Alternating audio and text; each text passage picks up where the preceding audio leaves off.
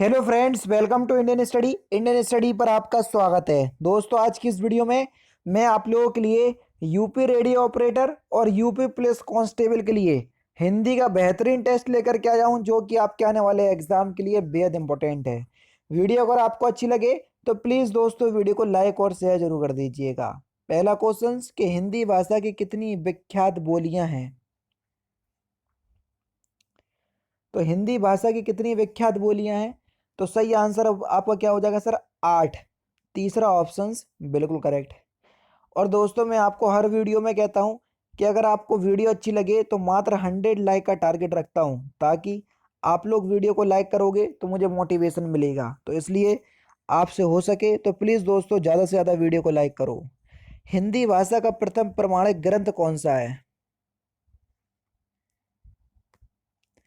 तो सही आंसर आपका क्या हो जाएगा सर? पृथ्वीराज रासो। तीसरा ऑप्शन करेक्ट। निम्नलिखित में से हिंदी साहित्य का काल विभाजन नहीं है किस में? जल्दी से बताओ।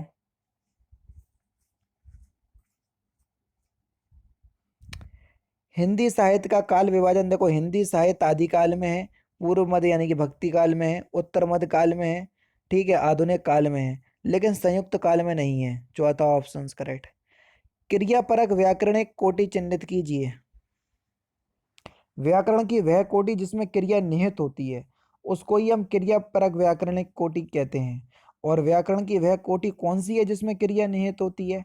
कारक, क्योंकि कारक का मतलब होता है काम को करना, कारक का शाब्दिक अर्थ होता है करने वाला, इसलिए तो उसमें क्रिया की पूरी तरह से आवश्यकता होती है। तो बस पहला ऑप्शन से यहाँ पर आपका बिल्कुल करेक्ट हो जाएगा।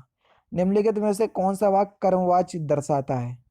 कर्मवाच्य जिसमें कर्म की प्रधानता हो वहां पर आपका कर्मवाच्य होता है। कर्मवाच्य की अधिकतर पहचाने इसमें द्वारा शब्द आपको ज्यादातर देखने को मिलेगा। देखो, जब भी मैं ज्यादातर बोलूं तो यानी कि ज्यादातर देखने को मिलेगा, हमेशा देखने को नहीं मिलेगा। इसलिए मैं थोड़े शब्दों पर ध्यान दिए करो, ताकि आप लोग जो है वो आसानी से पहचान सको। मजदूरों द्वारा पेड़ काटा गया, तो बस पहला ऑप्शन से यहाँ पर आपका बिल्कुल करेक्ट हो जाएगा। पेड़ देखो काटा गया तो पेड़ जो है वो कर्म है, तो बस वहां से ही पहचान सकते। मूल अकर्मक धातुओं के साथ प्रत्यय जोड़कर बनाई गई क्रिया धातुएं क्या कहलाती हैं?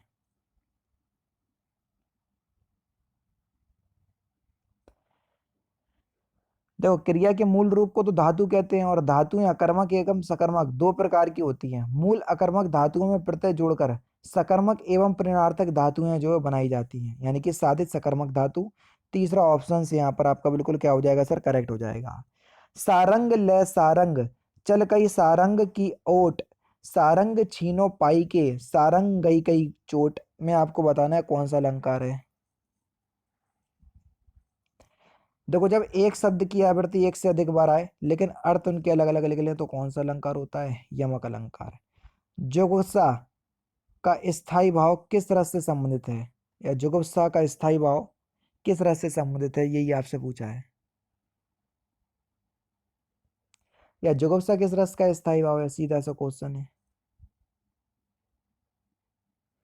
बीभत्स रस का स्थायी भाव है। तीसरा ऑप्शन करेक्ट। निम्नलिखित में से कौन सा छंद का प्रकार नहीं है?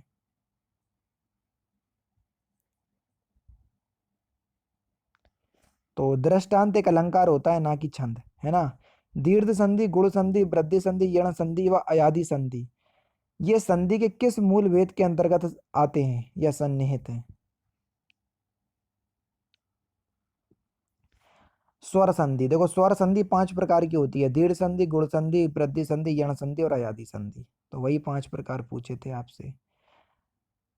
11 और 12 में आपको समास बताना है। पद भ्रष्ट में कौन सा समास है? पद भ्रष्ट यानी कि पद से भ्रष्ट होना, यानी कि पद से अलग होना। और जब से कारक चिन्ह का यूज अलग होने के लिए हो तो वहां पर कौन सा समास होगा?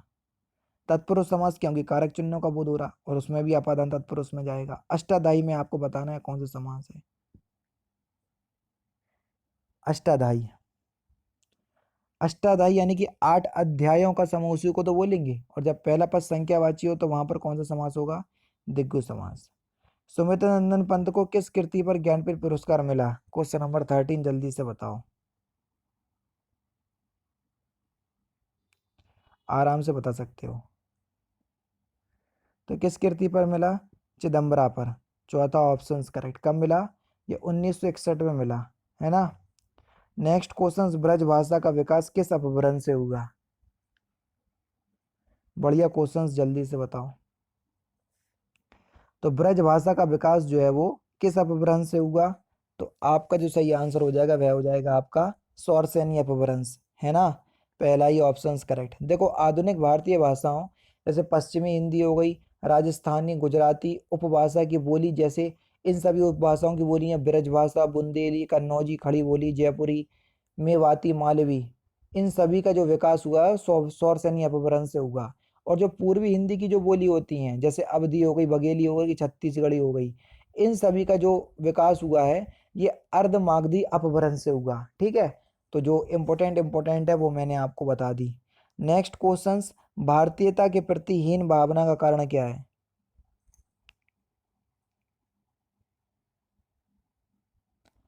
भारतीयता के प्रति हीन भावना का कारण है लॉर्ड मैकाले की शिक्षा पद्धति, है ना। यानी कि दूसरा ऑप्शन यहाँ पर आपका बिल्कुल करेक्ट हो जाएगा। पाश्चात्य शिक्षा और संस्कृति का प्रभाव आज हमारे मस्तिष्क पर इस प्रकार का छा गया है कि ऋषिकुल, गुरुकुल तथा आचार्य की शिक्षा हमें पुरातन तथा अप्रगतिशील प्रतीत होती है तथा इसके प्रति हीन भावना जो है वो उत्पन्न होती है। इसलिए लॉर्ड मैकाले की शिक्षा पद्धति, दूसरा ऑप्शन करेक्ट हो जाएगा। 20 से 24 तक आपको क्या करना है, निम्नलिखित प्रत्येक प्रश्न में 3 वाक्य दिए हुए हैं, त्रुटि वाले वाक्यांश को चुनिए और बताना है। ठीक है भैया। रामचरितमानस भक्ति काल की सबसे श्रेष्ठतम रचना मानी जाती है, तो आपको बताना है कि इसके किस पार्ट में गलती है।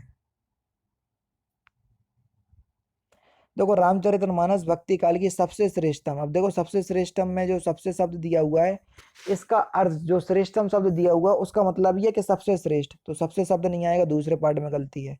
ठंड के दिनों में प्रातः काल के समय सर्दी काफी बढ़ जाती है, तो आपको बताना है कि इसके किस पार्ट में गलती है।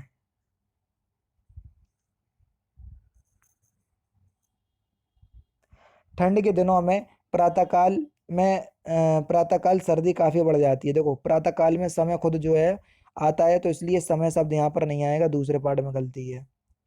जब मोहन सभा स्थल पर पहुंचा तब सभा विसर्जन हो चुकी थी, तो आपको बताना है कि इसके किस पार्ट में गलती है।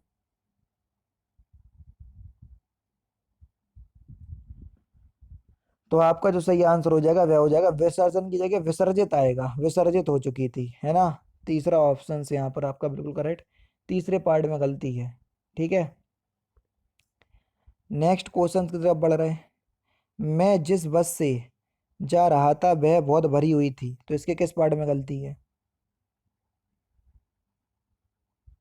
मैं जिस बस से जा रहा था वह बहुत भरी हुई थी, तो ये बिल्कुल सही है, इसमें कोई भी पार्ट में त्रुटि नहीं है। 24 देखो, उसने लिखा था कि उसकी दुकान पर शुद्ध गाय का घी मिलता है।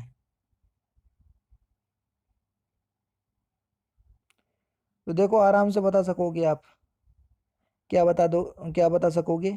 उसने लिखा था कि उसकी दुकान पर शुद्ध गाय का घी मिलता है, गाय का शुद्ध घी मिलता है ना कि शुद्ध गाय का घी, है ना। तो दूसरे पार्ट में गलती है। 25 से 29 तक आपको क्या करना है, निम्नलिखित प्रत्येक कहावत के चार चार समानार्थक वाक्यांश दिए हुए हैं, सही आपको बताना है। ठीक है, पत्थर को जोंक नहीं लगती, इसका सही अर्थ क्या है? इस कहावत का सही अर्थ क्या है? यानी कि हड्डी पर कोई भी प्रभाव नहीं पड़ता, है ना। चौथा ऑप्शन करेक्ट। विहंगम दृष्टि, इस कहावत या लोकोक्ति का सही अर्थ क्या है?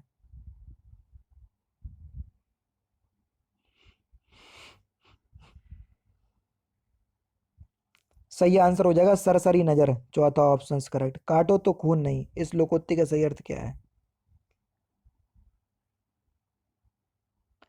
भय के कारण स्तब्ध हो जाना, तीसरा ऑप्शन करेक्ट। एक आंख ना बहाना, इसका सही अर्थ क्या है? 29।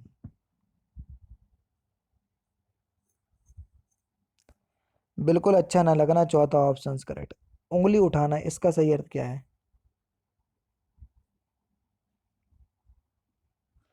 दोष की ओर संकेत करना, तीसरा ऑप्शन बिल्कुल करेक्ट हो जाएगा।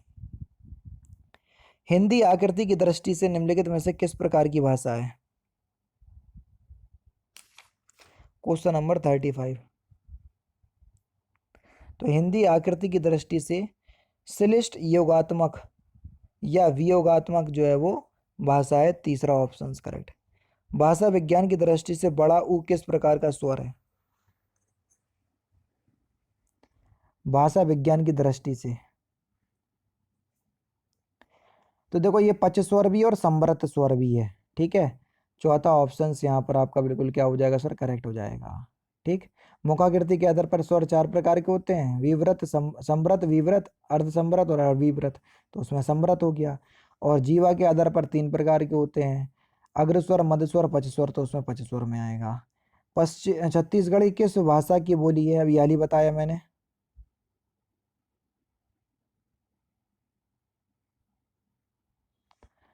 छत्तीसगढ़ी जो है पूर्वी हिंदी की, चौथा ऑप्शन से यहाँ पर आपका बिल्कुल क्या हो जाएगा सर, करेक्ट हो जाएगा। कौन सा प्रत्यय हिंदी भाषा में बहुवचन के रूप में जाना जाता है? जल्दी से बताओ, क्वेश्चन नंबर 38।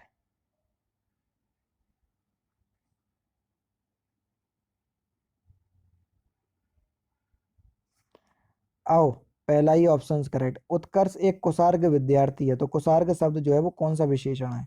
39 आराम से बता सकते हैं। ये गुणवाचक विशेषण है, चौथा ऑप्शन करेक्ट। और लास्ट क्वेश्चन के इनमें से कौन सा भक्ति काल का कवि नहीं है? तो इस क्वेश्चन का आंसर आप मुझे कमेंट बॉक्स में बताएंगे। तो दोस्तों ये थे आपके हिंदी के बेहतरीन क्वेश्चंस जो कि आपके आने वाले एग्जाम यूपी रेडियो ऑपरेटर और यूपी पुलिस कांस्टेबल के लिए बेहद इंपॉर्टेंट है। वीडियो अगर आपको अच्छी लगे तो प्लीज़ दोस्तों वीडियो को लाइक और शेयर जरूर कर दीजिएगा। बाकी मिलते हैं फिर नेक्स्ट क्लास में, नेक्स्ट सेशन में। जय हिंद, जय भारत।